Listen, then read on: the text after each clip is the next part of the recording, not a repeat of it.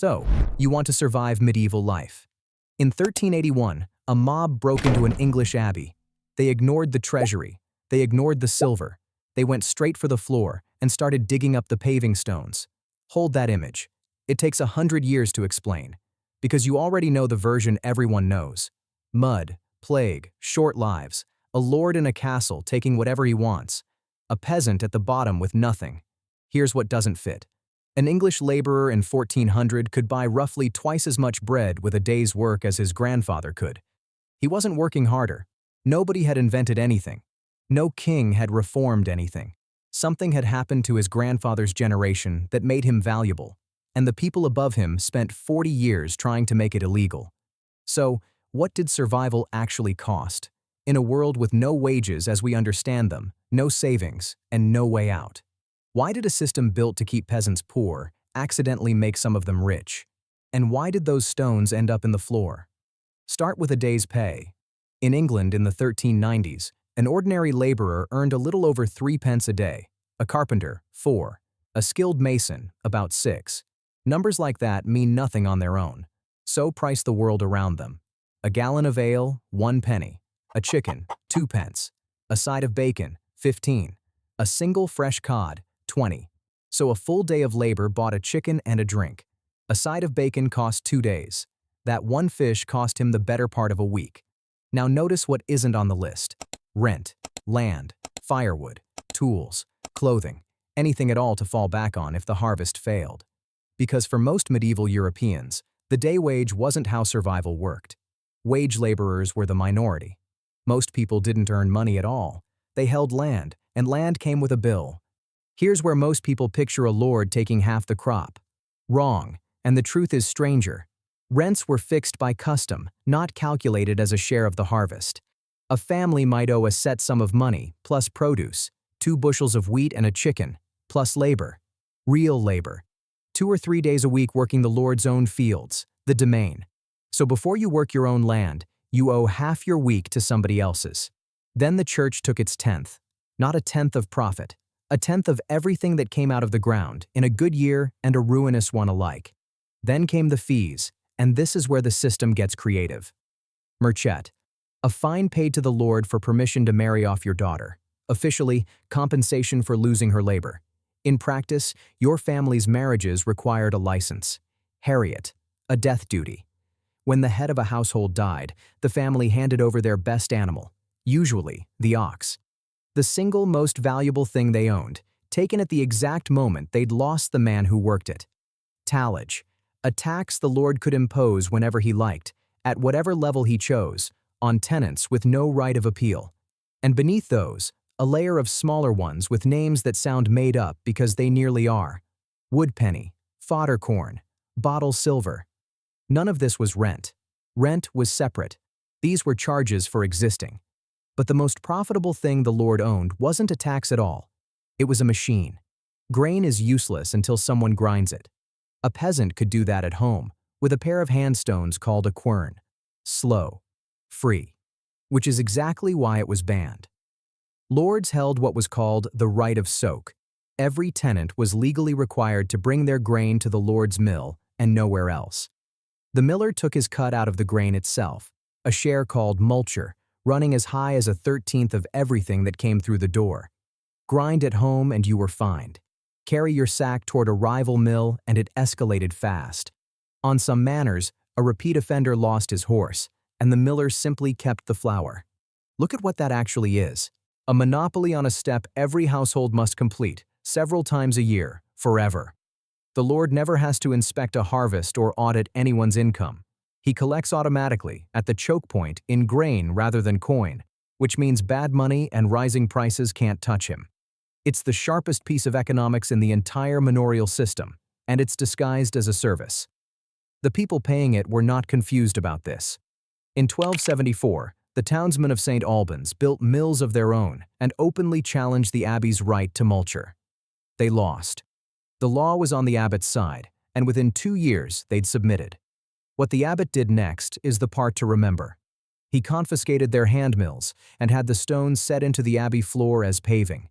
Not destroyed, displayed. Walked on. That floor sits there for the next 107 years. Now total up the year.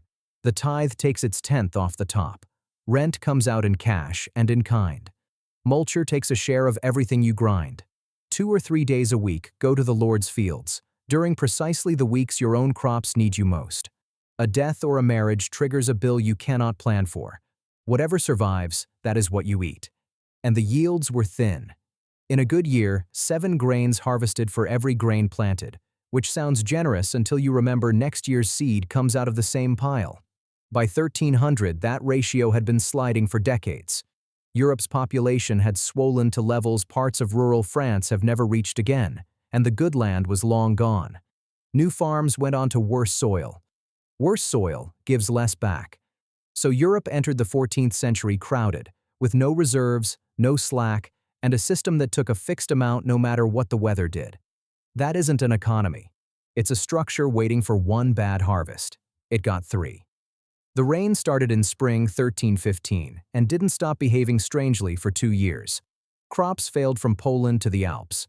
In England, the harvest came in 40% down, then 60, and by 1317 it collapsed to a tenth of normal. Farmers who sowed in 1315 pulled 1 grain back for every 2 they'd planted. They would have been better off eating the seed. Then the livestock went.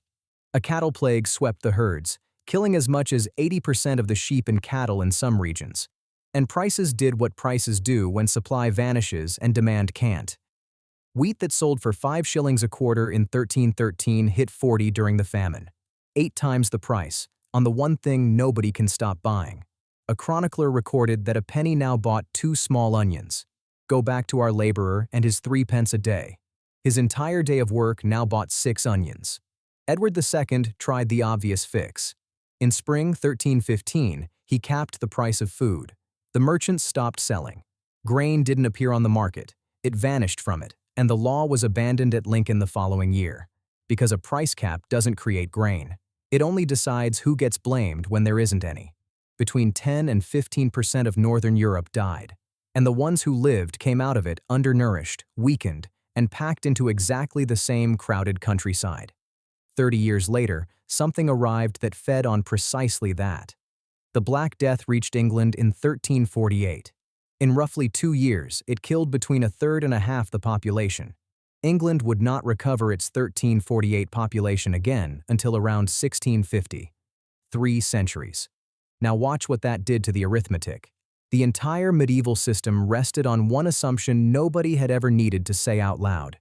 People are abundant, land is scarce, everything else follows. When 10 families are waiting for every empty holding, the Lord sets the terms, and labor is worth nothing because labor is everywhere. The plague inverted it in 18 months. Suddenly there was more land than there were hands.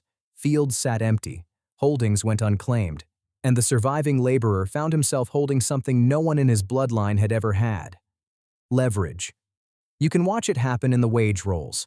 Unskilled farm labor paid 2 to 3 pence a day in the 1340s.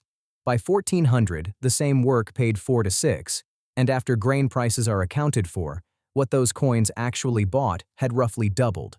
Peasants with a little cash bought up the land and empty houses of the dead. Out of that came a new class, yeomen, commoners farming 100 acres of their own, some of them richer than the gentry they'd been born beneath. Workers began refusing customary duties unless the terms improved. They walked off holdings and took better offers down the road. In a society where your position was assumed to be permanent, that was close to unthinkable. The men at the top found it intolerable, and they had a tool for intolerable things.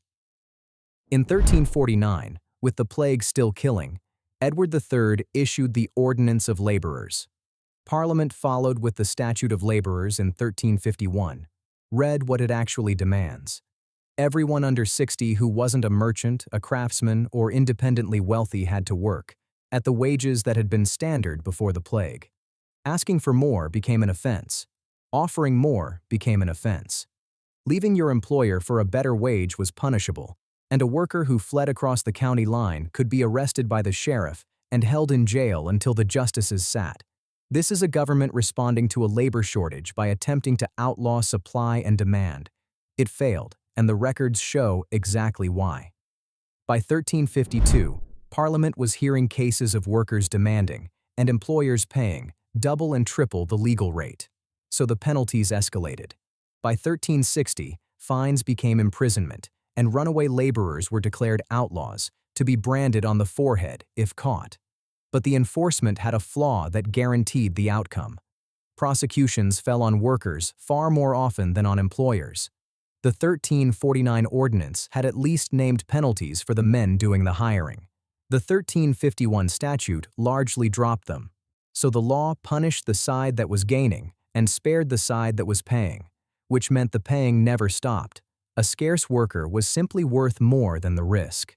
In 1388, the state gave up. The Statute of Cambridge set fresh maximum wages and set them comfortably above pre-plague rates.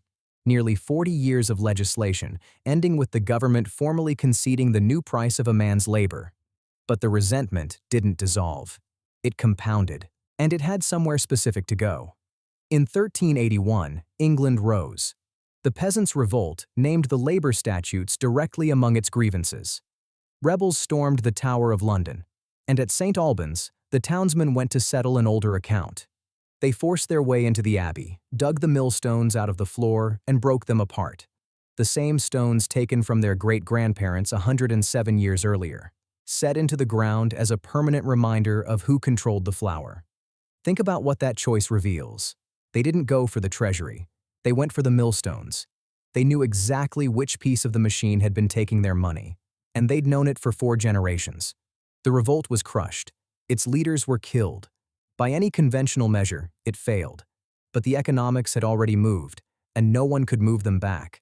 Serfdom eroded across the next century. Landlords who could neither compel labor nor cap its price stopped farming their domain at all and rented the land out for cash instead.